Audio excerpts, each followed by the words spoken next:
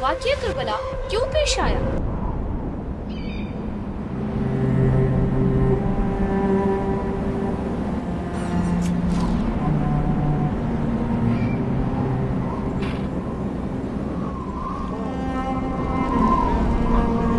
حضرت امام حسین کا یزید سے بیعت کا انکار ہی واقعہ کربلا کی بنیاد بنتا ہے۔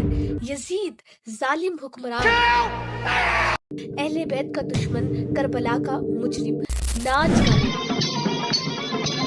شراب نوشی، انہی چیزوں میں مگن رہتا تھا۔ اسی دوران کوفہ والوں نے امام کو دعوت بھیجی اور خطوط بھیجے۔ خطوط میں لکھا گیا کہ آئیں، آپ ہمارے خلیفہ بنے، آپ ہمارے امام بنے، ہم یزید کو نہیں مانتے۔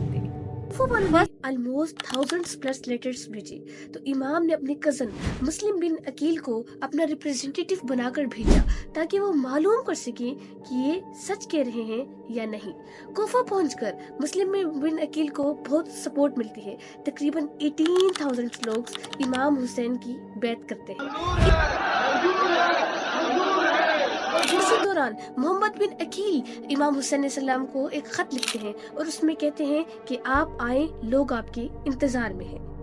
لیکن جب عبید اللہ ابن زیاد ظالم گورنر کوفہ آتا ہے تو مسلم بن عقیل کو بہت سے چیلنجز کا سامنا کرنا پڑتا ہے۔ عبید اللہ بن زیاد نے لوگوں کو ڈرایا اور دھمکایا، مسلم بن عقیل کو تنہا کر دیا۔ ایٹ دی اینڈ مسلم بن عقیل کو بغیر کسی قصور کے شہید کر دیا جاتا ہے۔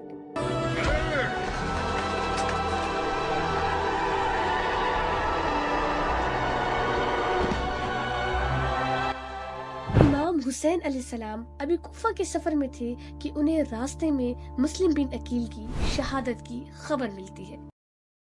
فرسٹ محرم، امام اور ان کے 72 ساتھی مدینہ سے روانہ ہوتے ہیں۔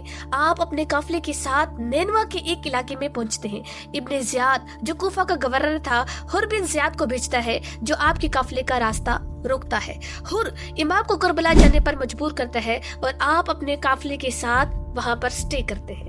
2 محرم، امام حسین کربلا کے میدان میں پہنچتے ہیں۔ وہ لوگوں سے اس جگہ کا نام پوچھتے ہیں تو معلوم ہوتا ہے کربلا۔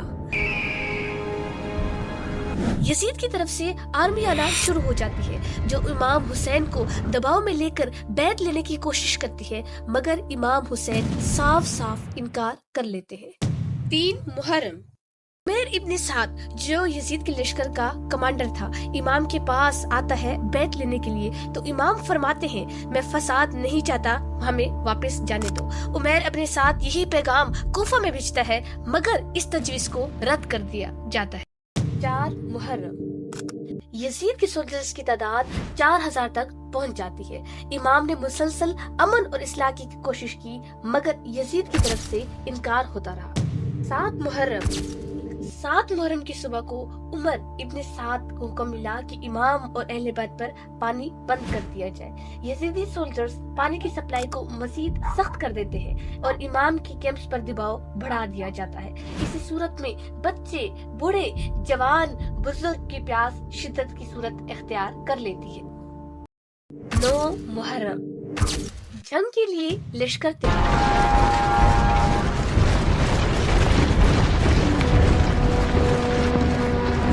امام حسین علیہ السلام ایک دن کی مہلت مانگتے ہیں تاکہ وہ اپنے رب کی عبادت کریں اور دعا کر سکیں۔ اسی رات وہ اپنے تمام اصحاب کو جمع کرتے ہیں اور فرماتے ہیں جنگ طے ہے، آپ لوگ چاہیں تو جا سکتے ہیں، میں آپ کو روکنے نہیں آیا۔ لیکن تمام اصحاب بڑا خوبصورت جواب دیتے ہیں اور کہتے ہیں یا حسین، آپ کے بغیر زندگی ادھوری ہے، ہم سب شہید ہونے کے لیے تیار ہیں۔ 10 محرم، ٹھیک 10 محرم کو امام حسین علیہ السلام فجر کی نماز پڑھاتے ہیں اور ساتھ ہی یزید کی آرمی آنا شروع ہو جاتی ہے اور حملے کرنا شروع کر دیتی ہے۔ ایک ایک کر شہادتیں شروع ہو جاتی ہیں۔ حضرت علی اکبر جوان بیٹے جو بالکل رسول اللہ صلی اللہ علیہ وآلہ وسلم کے ہم شکل تھے، لڑتے لڑتے شہید ہو جاتے ہیں۔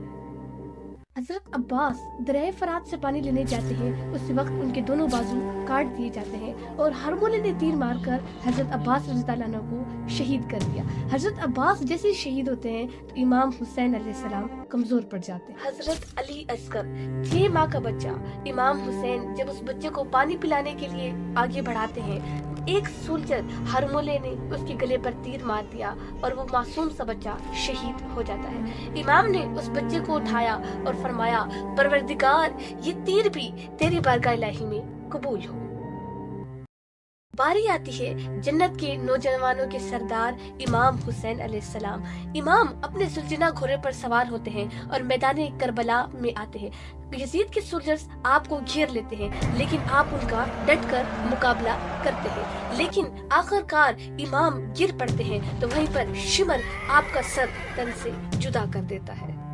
کے حکم پر امام کے جسم مبارک پر گھوڑے چلا دیے جاتے ہیں اور لاشیں ننگے بدن چھوڑ دی جاتی ہیں۔ آخر 11 محرم کو بی بی زینب، بی بی سکینہ اور دیگر خواتین اور امام زین العابدین کو قیدی بنا کر کوفہ روانہ کر دیا جاتا ہے۔